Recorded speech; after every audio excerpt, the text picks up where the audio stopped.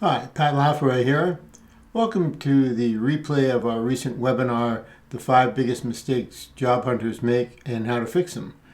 I just want to, first of all, welcome you to this viewing and also mention that there was a little technical glitch when we started, and the first 4 or 5 minutes of this are really me in conversation.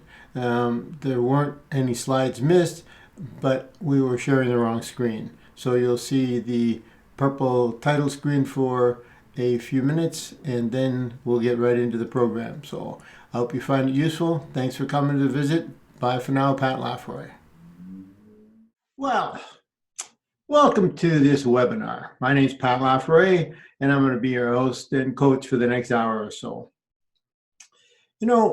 Just before we start peeling through some of the details of what we plan to do today, let me just spend a minute or two thanking you for being here. I think that this whole job search challenge is really complicated for some, and it's hard to figure it out. So, let's be honest. I mean, we're only together for an hour. I don't think I could teach you to drive in an hour, but maybe today I can keep you out of a few ditches. Okay. So basically, what happens is I think, we're going to talk about 5 big mistakes, but I think the biggest single mistake people make is not understanding that this is a complex and challenging event. Some people think, I'm going to write up a resume, I'm just going to flip it out to a few people, they're going to call me, and things are good. But just before we get into all that, there's a question icon at the bottom of your screen. If you have questions, please put them in.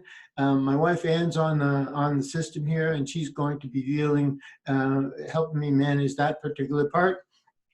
We'll be answering as many questions as we can.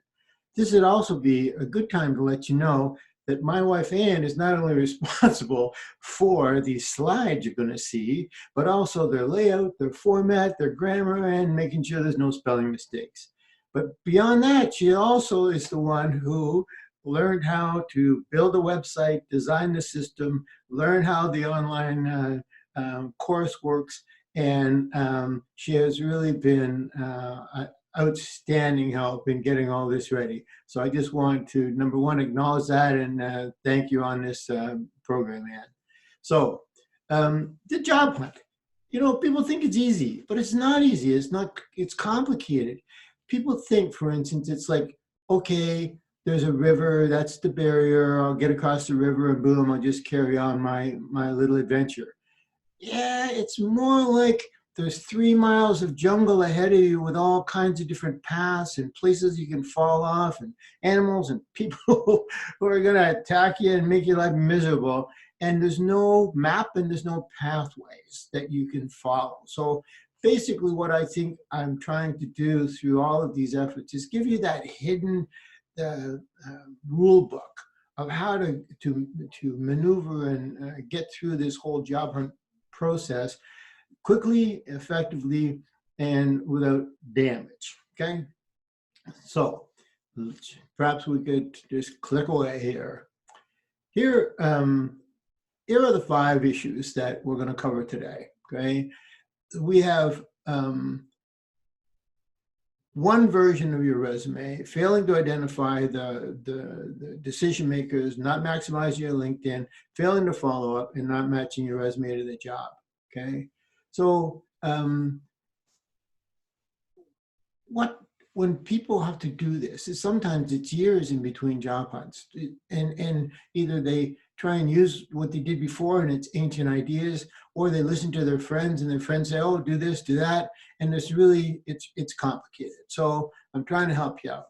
And if I could also point out that it's less rewarding than the Olympics. At least in the Olympics, they give you gold and silver and bronze. In job hunting, one person gets gold, everybody else goes home. So I'm going to try and make this as simple as to understand. So we only have an hour. Let's get busy. So these are the 5 things. Let's look at number 1. Okay. When you only have one version of your resume, you're absolutely totally limiting the possibilities of being called. And before we get into the nitty gritty, what you got to understand is what this resume is, okay?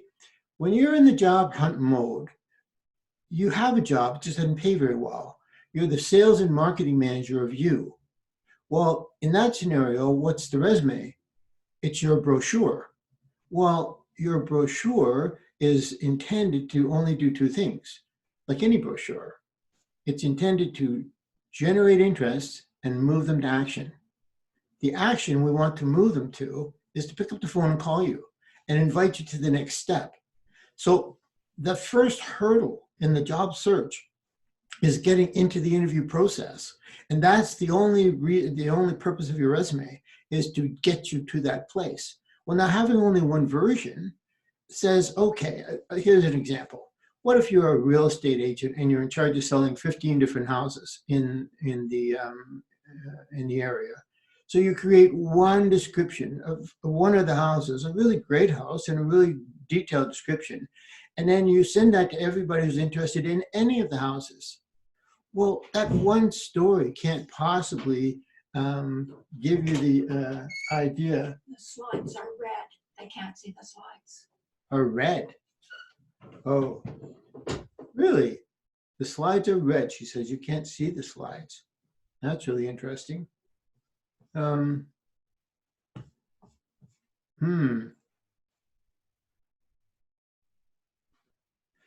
I don't know what to do about that. Okay, I'm going to stop sharing the screen now. And is that better? I hope so. I'll share it again. Let me get this here. 5 chats. Okay, just a minute.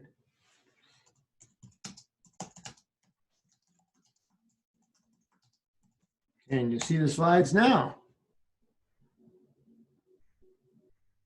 Well, welcome to my first webinar. Okay. All right, so we just shared the wrong screen, but here we go. Okay, well, anyway, we're going to carry on with the with our program. Okay, yeah, there we go.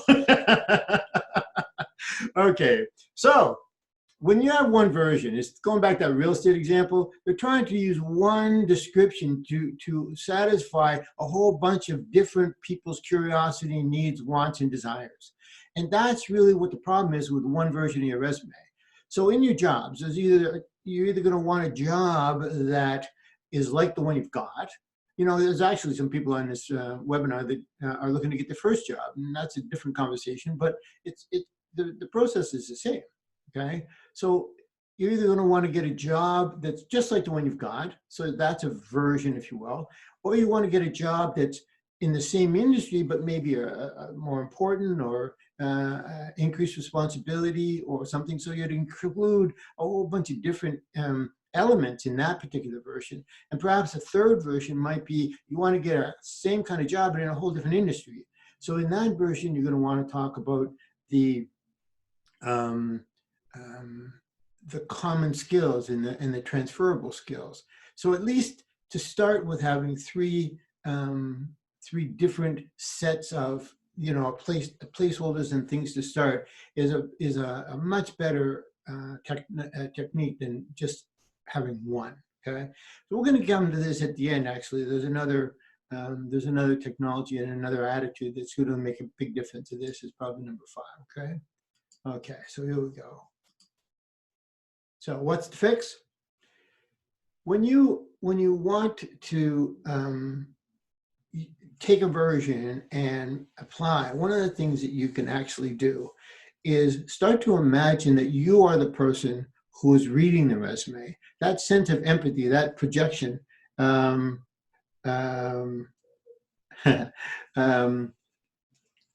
sense of projection is it's going to help you understand what you may want to say. Okay, so what you should do is, let's say you wanted a job at a certain company. Well, look up the company and see who's there, and look at their LinkedIn skills and look and see what skills they have and that the company has looked and say, yeah, we want this kind of person. So there's a lot of clues. You can also get a sense of the whole group and the whole nature of the company if you look them up before you send out your resume. So you could do some research and then using some of those versions, move along. Okay, so So the second thing I think that people really struggle with is they just flip out the resume. They just say, oh, here's a good one, boom. Here's another good one, boom. Here's another good one, boom. So they haven't figured out to target it, but they've also missing a huge opportunity. And that opportunity is to think about who the hiring manager is. And the hiring managers or even the presidents and CEOs of the company who are in charge of the whole business are a great place to start your communication, right? So basically, go back to LinkedIn. We're going to talk about LinkedIn a lot today, but go back to LinkedIn and find out who that hiring manager might be. You search up the companies, you look for the people, and you can start to see. And either directly through LinkedIn or by finding their email addresses, which is another whole webinar, I guess. But you can present yourself there as if you didn't know they were looking for somebody like you. So it kind of goes like this. You would want to create an introduction of yourself. And that introduction could easily be not only an email, but it could be a short video introduction. And I think this is a technology that's grossly overlooked these days. Everybody's using video. You can create a small video, save it up to YouTube, and then use that link in your resume, use that link in a communication like this. But here's the strategy that we're talking about. You create a small message, whether it's video or not, and you send it to what you think is either the hiring manager or some of the senior people. So, and the message goes like this. I've identified your company to be in the top 10 that I'd like to work for, and I'm sending you this introduction in case any opportunity arises that might be a good fit for my skills and abilities. Now, we already think there's one out there, but we're not making that clear. So we say, we would love to talk to you if we fit. Then you add a brief summary. Why I fit, my years of experience, or the time in this industry. And you ended up with saying, I'd be very happy to attend a meeting in person or speak to anybody in your staff if there's an opportunity. And then boom, you send that out. Now, this person, this senior manager is going to do one of three things. He's going to ignore you or do nothing. Okay. The second thing that he might do is he might pick up the phone saying, wow, this person looks like a good fit for that job. I'm going to talk to him. The third thing that he might do is take that whole message and flip it over to human resources and say, by the way, here's somebody who looks like you might be good for that job. Why don't you put him in the mix? Now, I want you to think about something for a second. Imagine you're that human resource manager and the hiring manager or the president sends you a message that says, hey, I want you to include Pat in this mix. Well, you don't know how he knows Pat. And you don't really know if there's any connection at all. And you also know that he might come back later and say, by the way, did you ever talk to that Pat guy? So guess what that human resource person is going to do? He's going to call you. He's going to include you in this mix. You're going to now be on the short pile, okay? Without ever sending your resume to the front door, without ever joining that line of the other 300 people who are all waving their resume saying, hire me, you're now on the desk of the human resource person on the short pile, okay? I just think that either of those two events, they send you to HR or give you a call, is exactly what you want to get out of that process. Now, finally, if nothing happens, guess what? No harm, no foul. Just 2 or 3 days later, apply through the front door like everybody else. And then at least you've got the same chance they've got. But you haven't missed the opportunity to try and get ahead of the line, okay? Did I tell you that job hunting is a contact sport? The truth is that a lot of people, like I say, are very casual about it. Believe me, there's a lot of strategy, there's a lot of technology to this that could help you a lot if you simply know about it, okay? So the third area that I wanted to talk about is your LinkedIn profile.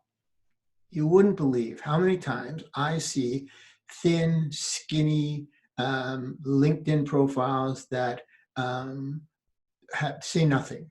They're just like a placeholder. They may not even have a picture. Well, you know what? You need a professional picture.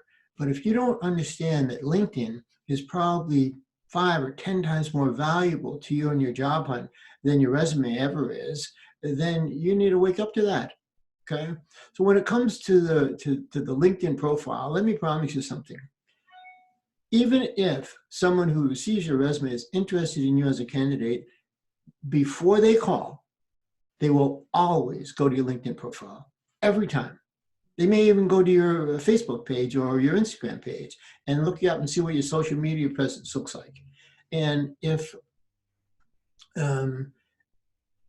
your LinkedIn profile is thin, it speaks about you. So you might have crafted up the snappiest resume possible, but on LinkedIn it says, if it's thin, it says, I don't care, I haven't put any time. Your resume and your LinkedIn profile speak about how you will be in the job. So if everything's nice and tight and professionally done and thoughtfully done, then you're going to give that impression. The opposite impression is easy to give. I don't care, there's no picture. Or I've seen pictures of people standing by a tree with a big fish in their hand. You know what? It's a great Facebook picture, but it's not a LinkedIn picture. In LinkedIn, you can put summaries, you can put videos, you can put links to your personal website if you have one. You can put some of the most valuable things on the LinkedIn profile are recommendations by other people who either worked with you or know you and say you're a good guy. They're at the bottom of your profile, but you can't buy it. It's like gold. You can't buy that stuff. And so when you get into the LinkedIn profile and you start to really work and be thorough about you've got lots of room. It's not limited to 2 pages. I think the resume should have been abolished 20 years ago. Imagine taking your whole career and condensing it down to 2 pages and hoping that what you chose to say is exactly what they want to hear. I mean, it's just ridiculous. But on LinkedIn, you've got lots of room. There's no time, no size limit. And what we're also going to talk to you today about is how the recruiters use LinkedIn. So personally, as a recruiter, I use LinkedIn like you use Google. I have an amazing capacity with my LinkedIn recruiter seat to be able to search through all manner of different capacities about you, your education, your years of experience, any kind of skills imaginable, the whole location. I can find out who is within a certain radius of the job location, who lives within 20 miles or 30 miles, so that I'm not talking to people who have to drive for 2 hours. So I get to reduce all of this to in my search. Okay, so here's the truth. Just like Google, if the keywords or the skills aren't in your LinkedIn profile, guess what? You're not found. I may be a good recruiter and a good researcher, but I'm not psychic. I can't imagine what your skills are. I can't imagine that you've done these things. And I don't have the opportunity, if it's not there, to say, hey, well, this looks like a pretty good fit to me. Okay. So let's just see. Here's the fix. Okay. So when we talk about the fix, the whole thing about the size of it's really important. But there's another trick that I want to show you. Okay. So imagine it's a Google search, or somebody is looking for an individual that's sort of like you. In the second or third, or even in the first experience section, where in your LinkedIn profile, you can put in keyword paragraphs. So keyword paragraphs are like a little word trap. Okay, so it would read like it says, for instance, it was a salesperson in the chemical business. It would be salesman, key account manager, national account manager, chemicals, ingredients, foods, flavors, colors, colorants, ingredients, surfactants, emollients, all of the keywords that might relate to the kind of work that I've done in that work. And they reside in a small paragraph, keyword, comma, space, keyword, comma, space, right in your LinkedIn profile. So when the search happens, then LinkedIn finds that keyword in your resume or in your LinkedIn profile. Now, it's not maybe up where they were looking for it, but it's there. And now you're on that search list. Now, just before we leave this, the other part about recruiter searching on LinkedIn, you have the capacity on your LinkedIn profile to set it to open to new opportunities. So when when I'm searching for people, when I'm trying to determine who's available and who might want to hear about the opportunity that I represent from a company, I might do a search and find 600 people that are within all the parameters that I've set. Well, at the top of my page, it shows me not only how many, the 600, but it also shows me how many of those people are open to new opportunities. Well, just because you're employed and just because you're happy in your job doesn't mean you're not open to new opportunities. I mean, come on, we'd all love to hear about a great job if it was to come along. So if you set that to on in your LinkedIn profile, if you set it to on, then so there's 600 people who fit, but there's 127 of them who are open to new opportunities. Well, as a recruiter, guess where I start looking? I start looking through the 127 who say, hey, I'm interested. Well, I may have to go into the 600 eventually if I don't get a good enough group inside of my 127. But if you want to raise the likelihood of you being found or being approached for an opportunity, set your LinkedIn profile to open to new opportunities. Okay. But the keyword paragraph is really cool. Plus, in your profile, you can put associations, you can put hobbies. There's a whole, really. The last thing I'd like to tell you about LinkedIn is you should join groups.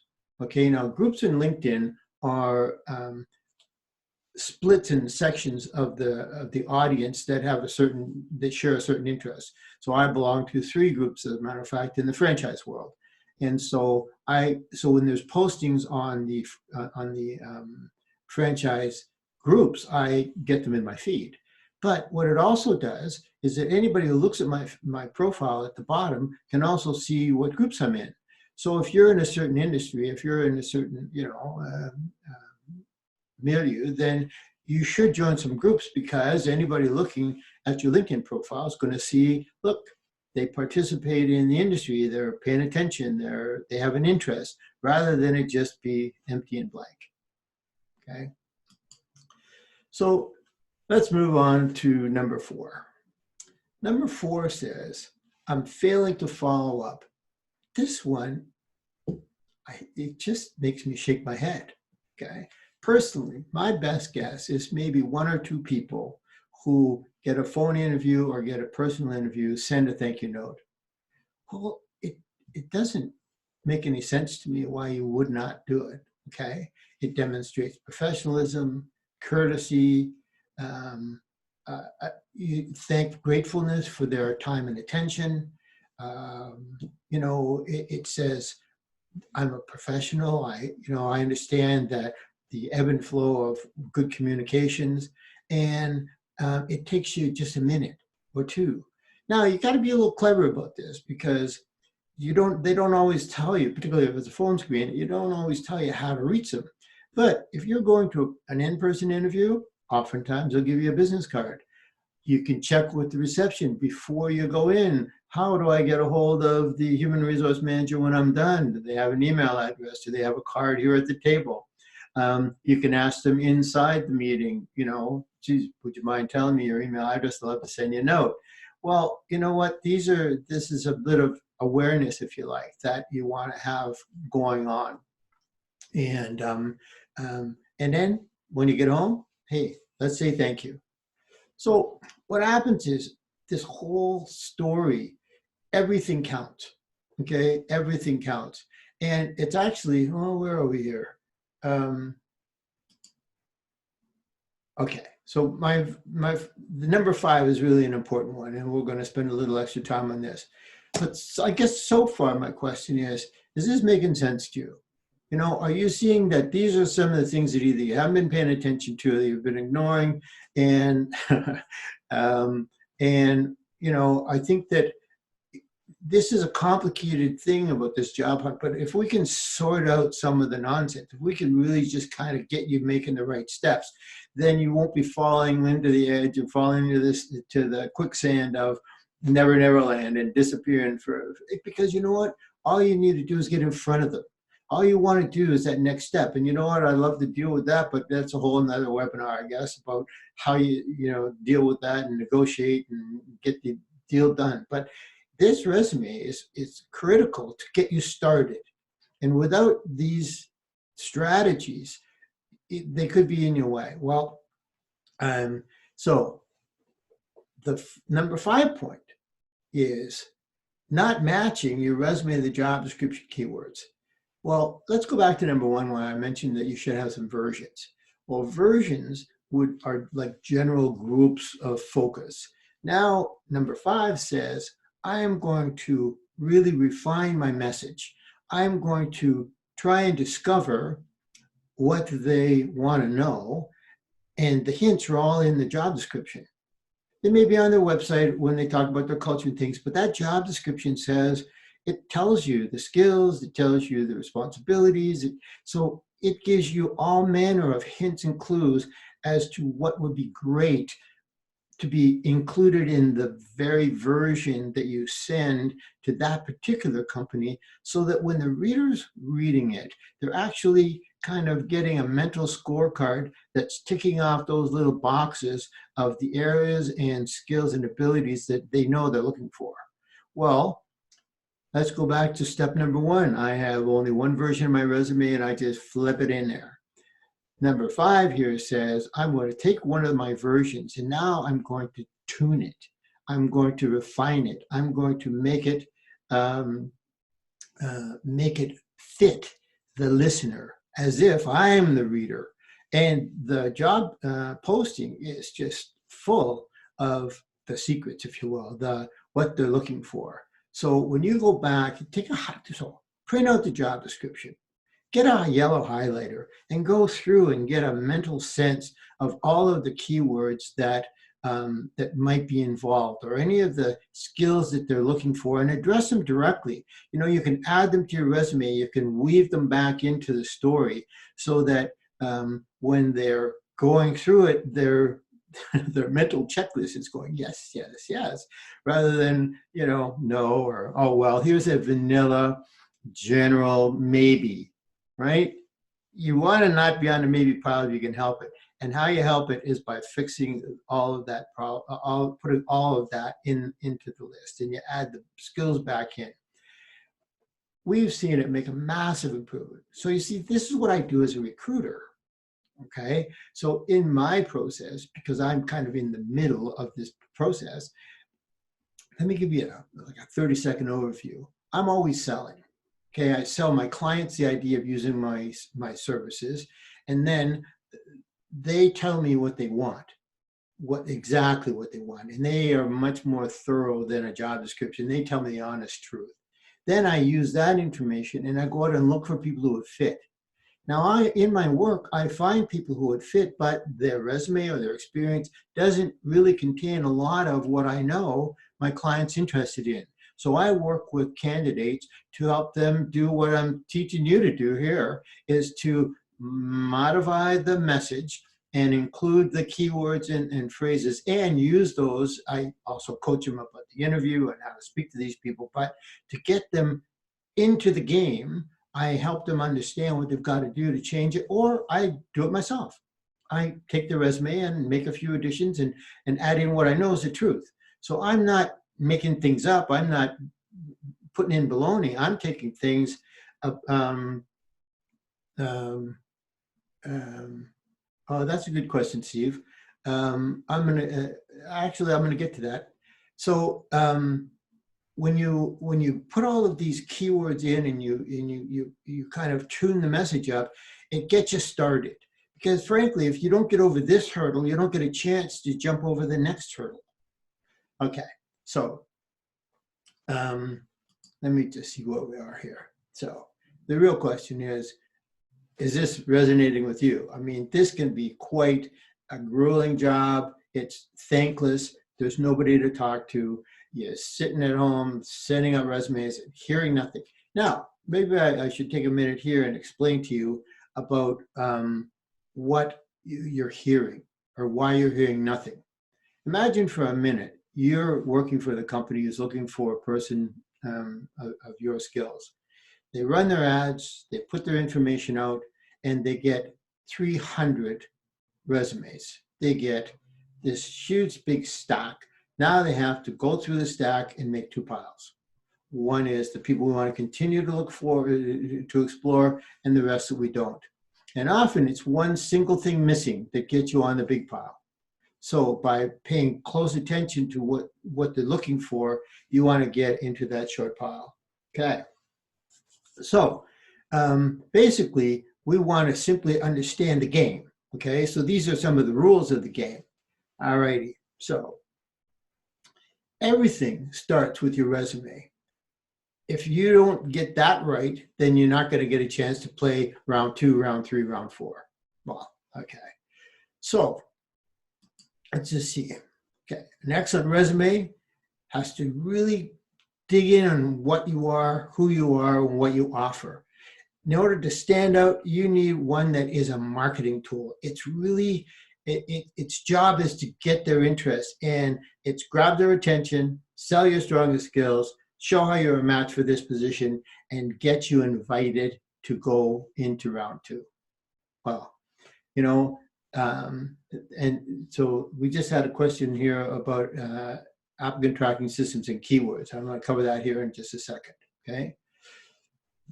So I hope that, you know, that you can see is that even in these 5 issues, even in these areas, there's, if you haven't been paying attention to them, there's probably going to be a good reason that you haven't heard anything back. And so by simply making sure that you cover these bases, it doesn't mean that the phone's going to ring off the wall. I promise it's going to ring a lot more. But what it will do is it'll give you a peace of mind to know that you're not doing some of these, you know, major mistakes and finding yourself falling into this trap, if you like. Okay. Okay. Oh, here's a good question. Cover letters. You know what? It's not in my slides, but I'm going to address it right now. Thank you for asking, Brad. Cover letters, another waste of time. Personally, I think it's a waste of time. Why? Number one, they get separated all the time from your resume. They don't travel together. They don't go together. They don't find themselves in the same folder. Also, by and large, cover letters are full of motherhood, or they just say, I'm this or I'm that, and really, it doesn't really grab the reader. So here's my suggestion. Forget cover letters, but there is a strategy that you can use that I found really helpful, okay? And it's an instant recognition strategy when it comes to should they look at you further. It goes like this. Don't use a cover letter, use a 2-column chart. And the 2-column chart has 5 or 6 boxes in it. And the left-hand one says, you need, and the right-hand one says, I have. So imagine that for a second. Get the picture in your head. You need 5 years or more of experience. I have 9 years. You need someone who's managed a team of salespeople. I've managed 3 teams of salespeople over my career. You need someone who is really a specialist in selling a certain product. I have got scientific training and I've got bona fide experience in success that I can discuss with you. So it's you need, I have. When somebody sees that instead of a cover letter, it just goes, oh, well, I'm going to find out how true that is. I'm going to explore some more. So rather than it be full of blah, blah, and, you know, information that they're not going to read or they're not going to pay much attention to, frankly, I rarely read them. I give them a cursory glance and go to the resume because I read hundreds a day, right? And so I'm sure that, yeah, you need, I have. That's what you want to do. So that really, to me, is a much, much more productive and powerful approach to the cover letter situation. So what, how are we doing for questions? Okay, now these are going in the chat, but I can't see any of the questions. So if you, so let me just see, oh, yeah, I've got 3 over here. Let me go. I think that one of the questions here is, can I share an example? I'm going to come back to this, okay, in just a second. I just realized that I need to open that and see them, okay. So let me tell you what I've done about this. When we started out, I mentioned, I can't teach you to drive in an hour. So for some people who think they really need to do more work on this and to really dive in deeper, I've created an online course, okay? And so it's called Resume Mastery. And what we do is we work through all of these elements in detail. There's a couple of things that I'm going to show you here, and hopefully they'll help you as you start to think about your strategy, about what you're sending out, okay? But the course itself, it goes through and eliminates 2 things: structural issues and content issues. So there are some rules of engagement about putting information into your resume, how it goes in, how it's laid out. So let me just see if I can, so I'm going to move one more slide. So here's the Resume Mastery. We go through the resume process, and we make sure that there's no technical problems with your resume. And I'm sure there's people out there going, technical problems? What kind of technical problems could I have? Well, here's a good example. Do you know that 20% of the applicant tracking systems that are in use today can't read a header? Well, now, for those who don't know what a header is, it's a common set of information at the top of each page. A lot of people use it in the resume so they can do page 2 and page 3 and they don't have to reproduce it. Well, there's a lot of HS systems out there that can't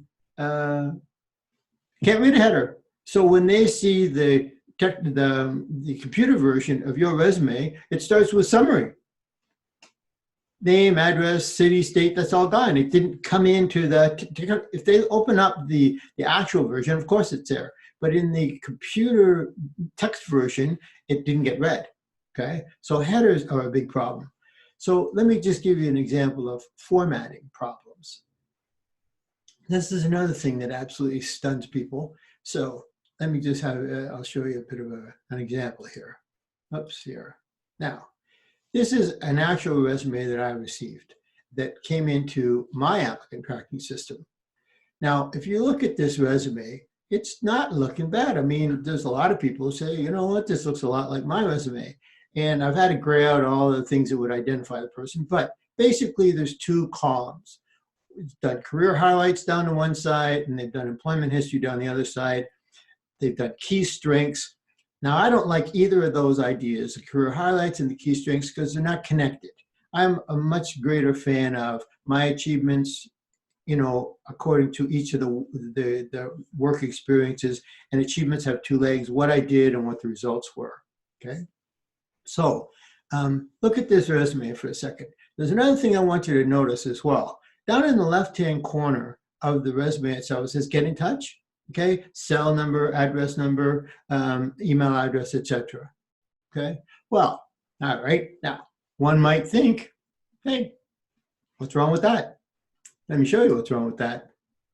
This is how it looks when it gets into my ATS. And in my ATS, it's pretty modern. The context is lost. The sentence structure is all destroyed. The thought and bullet points aren't connected to each other anymore. It's almost impossible to read.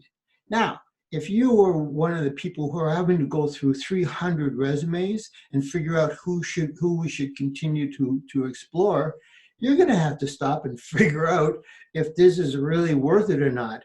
And there's a great likelihood that you'll just walk on by. You'll just go by and say, well, I'm going to look at the other 299. So although I'll take you back. Although it looks like a good layout and it's easy to read when you get it, the computer absolutely, mashes it. Well, here's the other part. How would you ever know that? How would the person who sends that resume out to 100 people and hopes that they're going to get a call, how would they ever know that in some of them, this is what it looks like and this is the reason they're not getting called. It's not they don't fit. It's not that they aren't good. It's just that nobody can figure out if, what they're trying to get across simply because of the layout. All right, so here's my resume. So I'm using this as an example. In Resume Mastery, I go through the structural issues to make sure that you're not making any mistakes like the ones I just showed you. We make sure that you're not using headers and a whole bunch of things. So we fix the structural issues. And to me, this is a great example of a clean, crisp resume. And I can promise you, the way it's laid out, it will soar right through every applicant tracking system out there. Okay?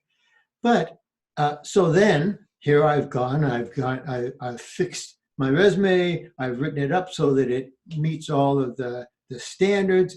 And now I wanted to demonstrate how a nice clean resume would react when it's sent out to the applicant tracking system. So I went to my LinkedIn profile. I looked up a job that I thought would fit me. It was called General Manager of a Recruiting Company in Toronto. Well, that's what I do. So I took my shiny new resume and I put it into this software that I use. And I think Steve mentioned he uses a couple of them online. But I put it into my applicant tracking system algorithm comparison to get a score to see how I fit for the job.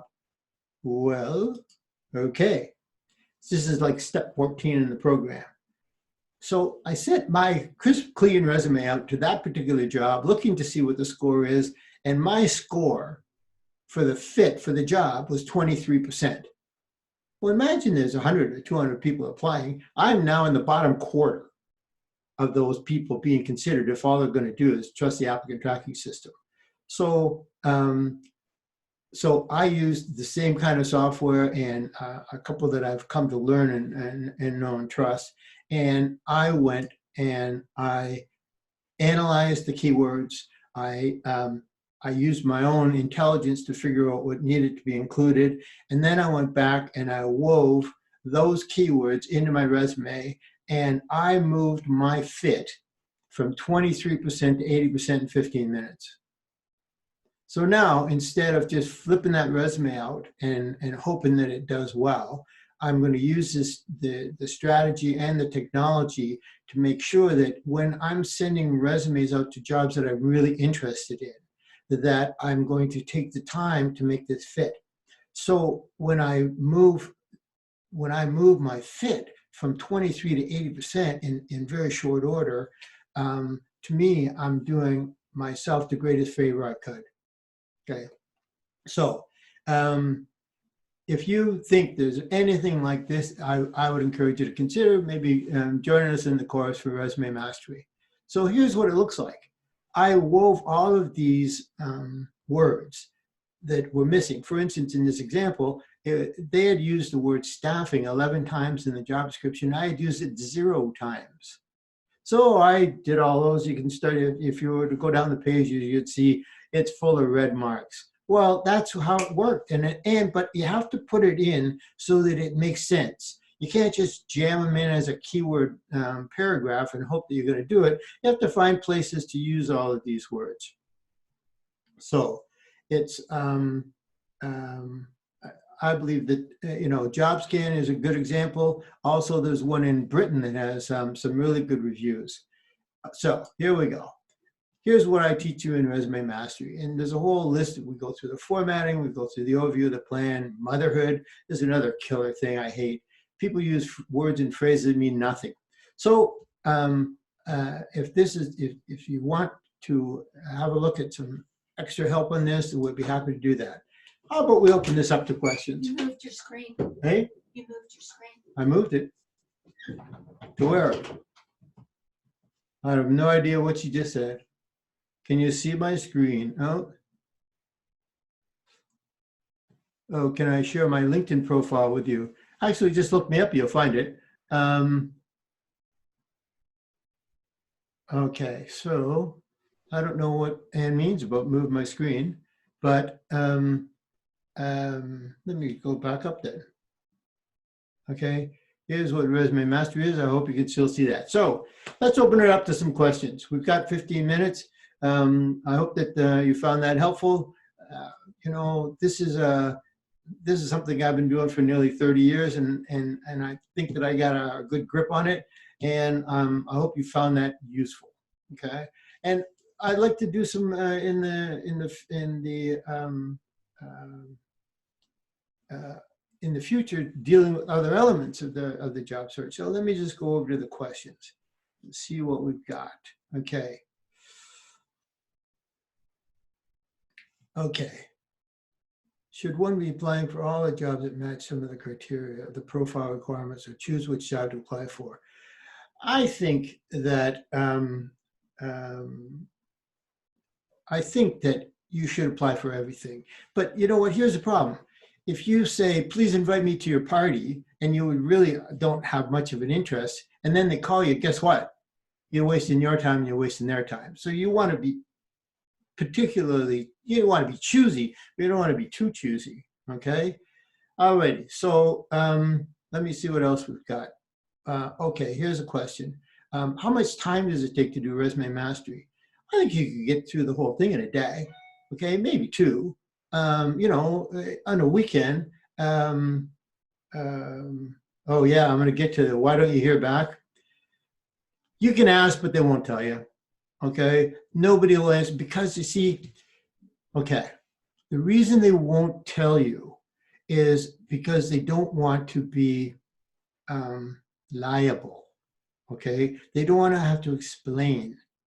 They don't want to, you know, if they think you're maybe too senior for the job or too junior for the job, or you know, your experience really doesn't fit well. Nobody wants to explain all that. So what most companies have done now is chosen to say nothing. Well, that makes your job harder because you don't know what's the matter. Look, if I told you that your resume is too thin, you'd fix it. If I told you that your skills and experience around my particular area were missing, you'd fix it. Well, if nobody tells you, what do you fix? So what a lot of people do is they go and try and fix everything, or they start changing things and they still don't get any answer. And it just takes the frustration and drives it through the roof. Okay. So how are we doing here for questions? Okay. An ideal LinkedIn profile. There's actually, my wife has been doing some work with some people on their LinkedIn profile, and it's a pretty unique issue. I think that I think I have a good one. So if you want to start with a good example, please go to my LinkedIn profile. Just look up Pat Laforet on LinkedIn, and I'll pop up. I've also got 16,000, nearly 17,000 connections. So some of the people have seen my name a lot. Okay. And I think it takes just about, well, let me just see here. Hold on. All right. I got another question here. Will it get me the results I want? All right. Here's the thing. There's many moving parts. Okay. There's the results you want is to get the job. Well, if there's 10 steps to do that, this is the first one. But if you don't do the first one right, you don't get to take the other 9. So in today's conversation, it's really about the resume. And will it get me the job I want? It'll get you started on the road, and it'll get you the opportunity. It'll massively increase the number of times that phone rings and how you seem to fit. Okay. Oh, you can't find the link in chat. Okay, maybe Ann can put it back up again. The link for what? Way to go, Ann. Exactly right. Thank you very much. Okay, can you share an example of a resume and a LinkedIn profile of the keywords you're advocating we add to both? You know, I think the keyword part is in a resume that you're sending to one particular job is a great idea, but you can't imagine to try and put every keyword that you would send to every job in your LinkedIn profile, or it'll be 22 pages long. That's not going to work either. Okay. All righty. So let me just see. You know, the ideal LinkedIn profile is a personal thing. When you have, if you're a scientist or a technical person, or you may have a lot of things related to that you can put in your LinkedIn profile or attach your LinkedIn profile that would be helpful. but you know, for somebody who's working in an office or doing a general job, it's a way different story. So there's no one size fits all. Okay. Oh, here's a great question, Bill. Is it worth applying to a post that's 30 days old? I say yes. You know why? Because if it's still out there after 30 days, there's something missing. They haven't found who they're looking for, and that could be you. So I would say if it's a post, go ahead. Okay. Um, okay. The recruiters keep themselves invisible. Exactly right. How can we make you read the I have, you need I have? Okay. There is, oh, the recruiters are never going to answer. If you think the companies don't answer you, believe me, the recruiters are worse. Okay. They're worse because we have a different flow and flood. And everybody thinks that they fit pretty well and they want to explain, and I'm not at the company, right? So they think that I'm a little more available and a little more accessible. And, you know, that's just, so yeah, they're banging on my door all the time. Let me just see what else there is. Now, here's what you can do with the you need I have. You can put it at the top. You could take the you need I have and your resume and make them one document. Okay, so the application might actually start with you know, dear sir or madam, here's why I believe I'd be a good fit for this job. You need I have, you need I have, you need I have. Then my resume follows, P. Laforet, etc. Then it's in the same document, and it's going to be read because you got to read that to get to your resume. And those you need I have are also going to show up in the applicant tracking system keyword analysis. So I think that could be a good idea. Okay, let me just see. Oh yes, recruiters are always paid by the client. If anybody that sounds or looks like a recruiter says they want money from you, run, don't whack. Run the other way. They're just full of crap, okay? So the idea about finding connections to recruiters, okay? It's a simple idea. If you are looking for a specific kind of job, go to Indeed, go to Monster, go to LinkedIn, and search for those jobs. Now, look to see who's posting those jobs. And you'll see it's a company, oh, here's a recruiting company and a recruiting company and another private company and two more recruiters. Well, if the recruiting company is advertising and posting a job that suits you, that recruiting company's probably got more jobs like that or get more jobs like that. So they would be a good target for me to start to connect to, okay, if I was looking to do that. Oh, Steve Hassel, did you ask me if ageism is really a concern? Yeah, are you kidding? It is like a massive problem that you cannot, that's so hard to overcome. So I'll speak to that here for a second. If you're 50 years or older, okay, you've just spent the last 30 years earning more and more money each year mostly, and so you're going to be in the top range of the cost. What happens is two things. Ageism sets in when they say, well, wait a minute, maybe they're tired or slow or you know, or lazy because they've had a big catbird seat job for the last bunch of years. Maybe they're not, but there's a lot of companies who just don't want to pay the kind of money that you're probably making in your 50s. So that's a prejudice you can't overcome. But the ageism part is it's about availability. So and experience. Because for instance, as a recruiter who's been doing this for 30 years, I could sit down and get productive in a week. You're going to take somebody else who's going to be new to this business and it's going to take them 6 months or a year to be anywhere near productive. So experience counts for something. Okay. So Steve, believe me, you got to trust. And a lot of times the best strategy, and I'm getting close to our hour, so I'll be careful about our time. But what happens is if you've been working for larger companies and you've been making big money and you're still getting frustrated but not getting responses, look to smaller companies, because really a smaller company is going to appreciate that you've had 2 or 3 different sets of experiences that you might be able to do more than one single job for them. So a smaller company might be a good target for you. Okay. Right. Miguel has said, I'm currently unemployed and trying to transition to a new field that I don't have much experience in. What headline should I use in my LinkedIn profile? Believe me, Miguel, the headline isn't the problem. It's a contributor, but believe me, unless they can see the value and the connection about your skills and abilities in the job, and you might have to start a layer or two below where you are now in order to earn your way in the new area. How do you change industries and jobs? That's a great question. I think that these are portable skills questions. You know, if you need me to be, if I've been selling trucks and now I want to go sell pumps, well, I might have been selling trucks to the same kind of people that buy pumps. I'm looking for those kind of connections, and I'd highlight those in my resume.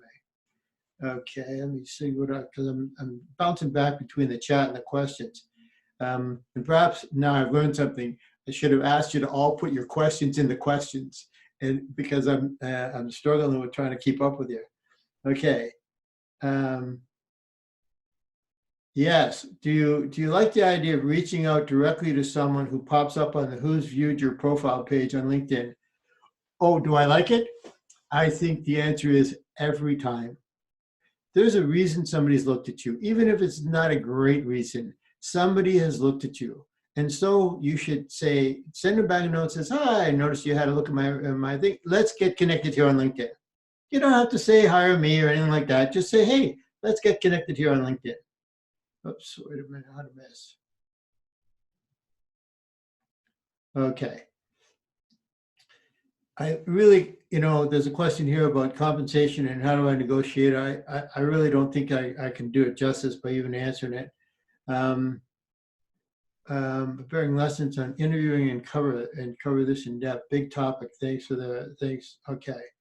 How long do you have to wait before you apply for the second job position?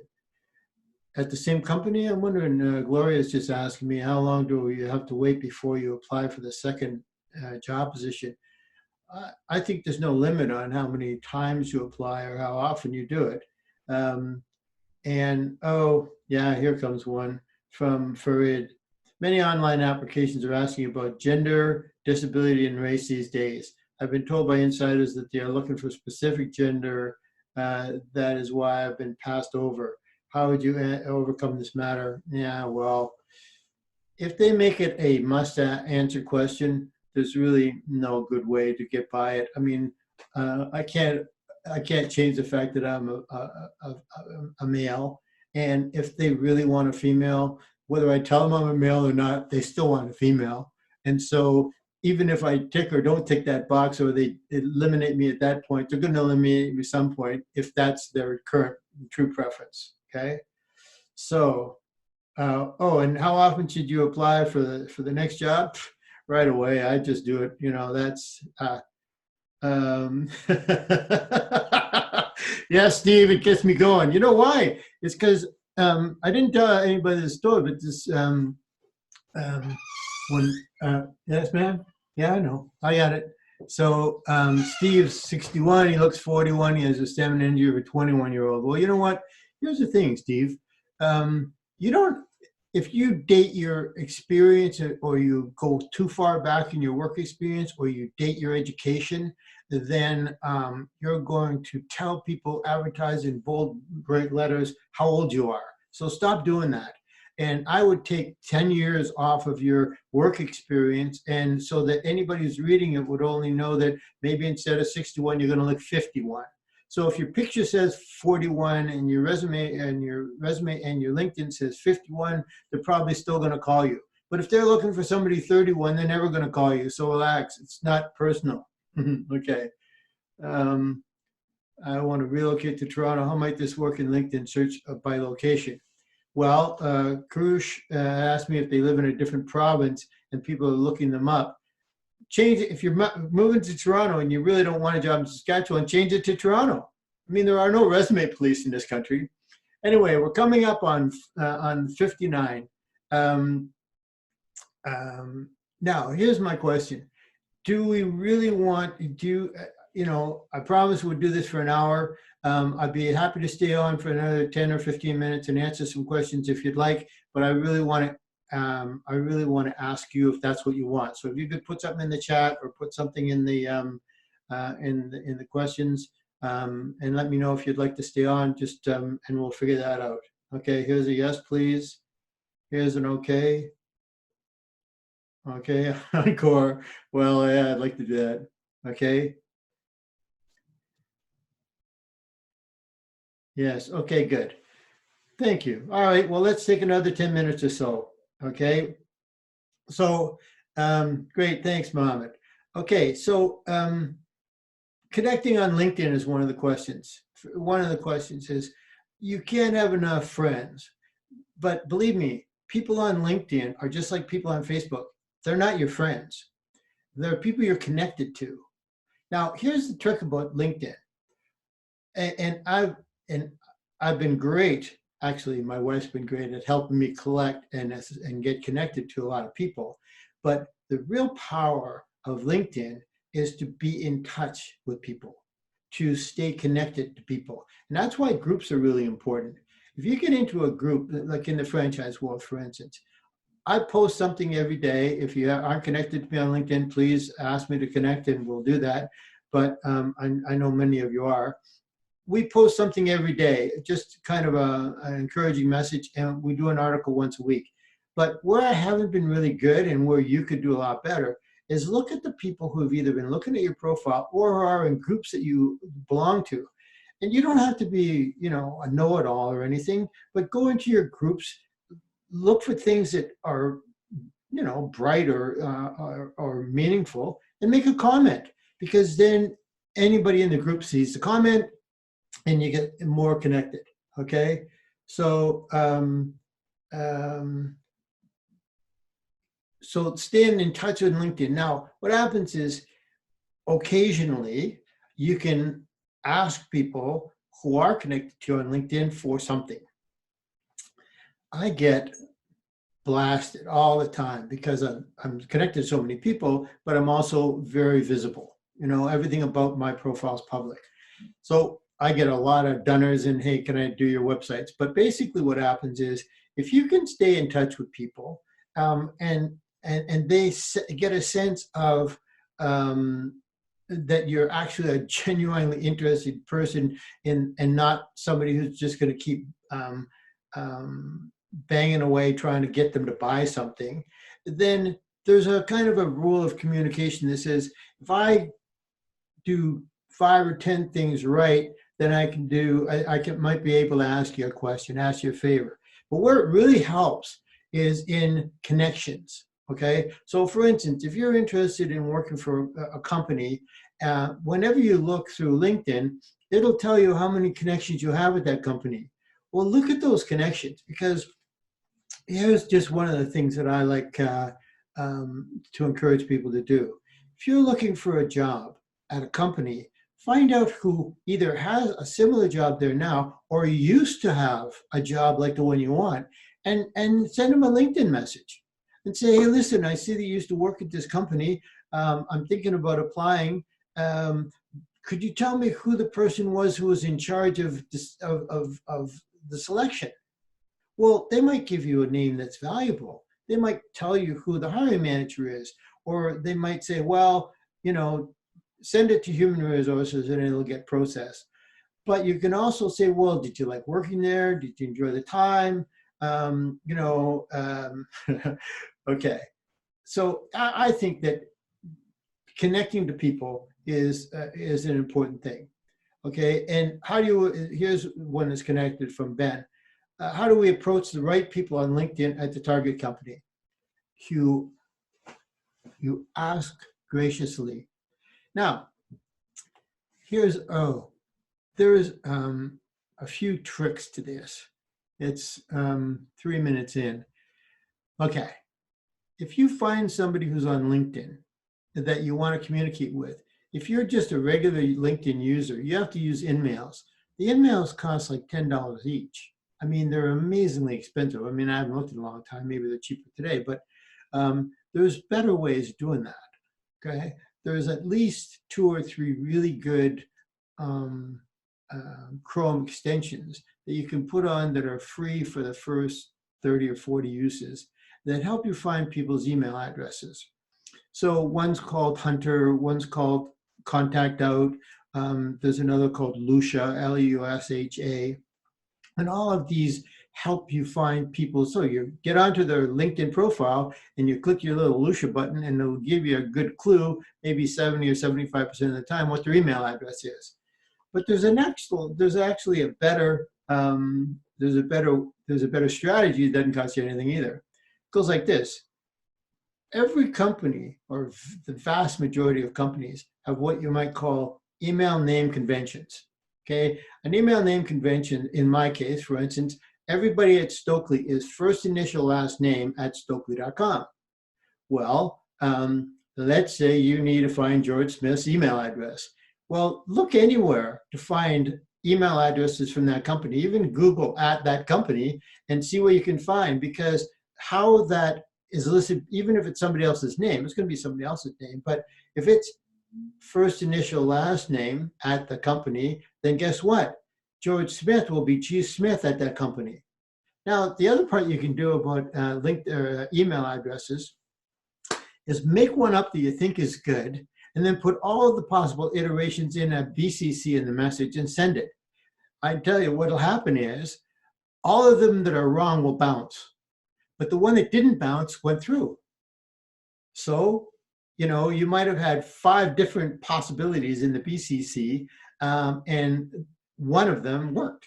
Well, guess what? George Smith got your email, and he can't see that you tried 6 different email addresses. So that's something, okay? What were we saying? Oh, rocketreach.co for emails. Somebody says it's not 100%, but it's pretty good. Okay, and that's my LinkedIn profile. Yes, huge salary ranges are usually baloney. Okay, here's a question from Eric.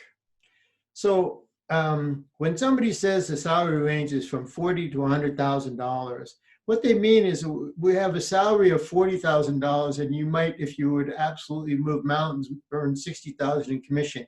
That is by far the most likely scenario. But because there's no way that the range can be that big, to me, it's a big red flag.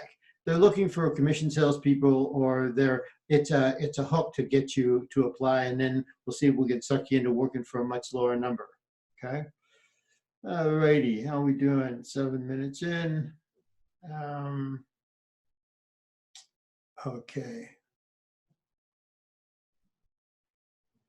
Oh, here's many online acts. Okay, we've done that one. Well, the understanding of the compensation range, here's the thing.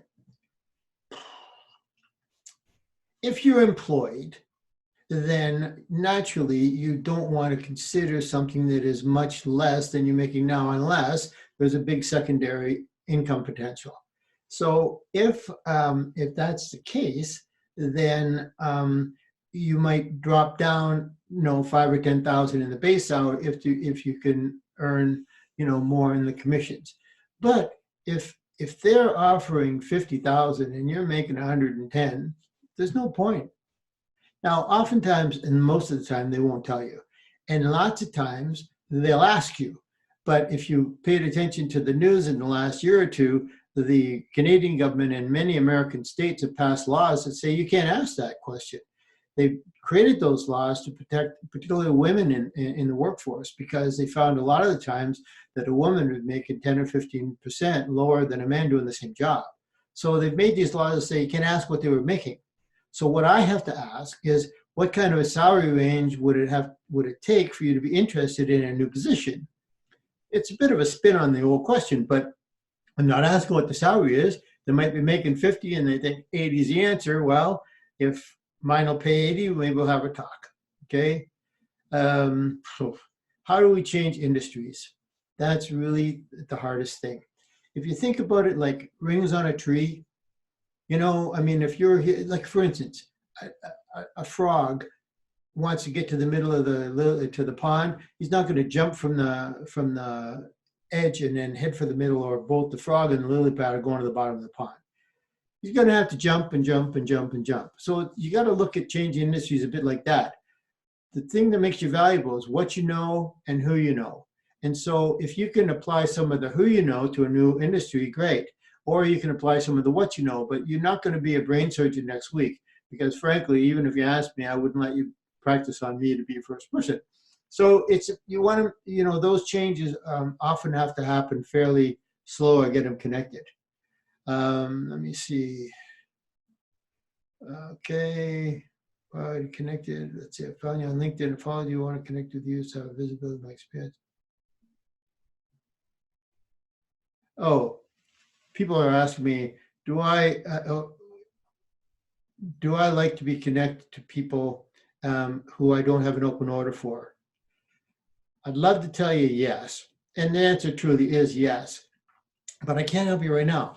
Every recruiter is project driven. They have a series of open orders on their desk and you either fit them or they don't. So if you fit, they will be willing to talk to you today. If you don't fit, they'll want to take your resume and and look you up and talk to you whenever they do have something that does fit, because there's just not enough hours in the day to talk to everybody. Okay. Oh, here's one. Bill asks, if you don't hear anything within 2 to 7 days from the application submission, does that mean there's no interest? Oh, who knows? Bill, here's the deal. Sometimes human resource takes weeks to pour through all their 300. And so you might be surprised they call you in a week or two. Now, if you know who you applied to, it's good protocol to ask them if there's any movement or if there's any interest. And frankly, you can say, hey, listen, if there's no interest, that's fine. Just let me know. And you might hear one time in 10. But beyond that, you're not going to hear. Okay. So let me see if there's anything else we've got here that we have missed.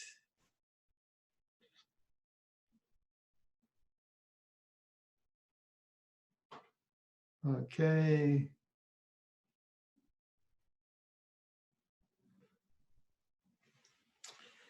The ageism thing, it's come up again in another question here.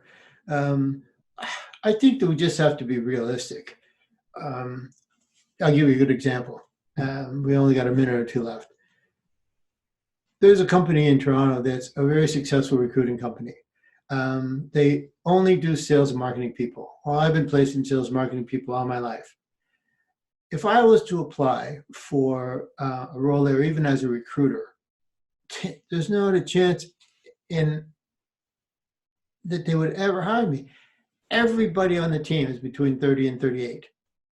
They're all in the same kind of age range, stage range. They all have the same kind of interests, the same kind of, that's a group. I just don't want fit. It'd be like working with their dad. So, as much as I'm totally qualified for the job, I could do it in my sleep. I could add a lot to it. I might not fit the team. I might not fit the culture. And you know what? They're never going to tell you that. So just relax. Anyway, I think we've kind of come to the end of that list. And I'm going to thank you all.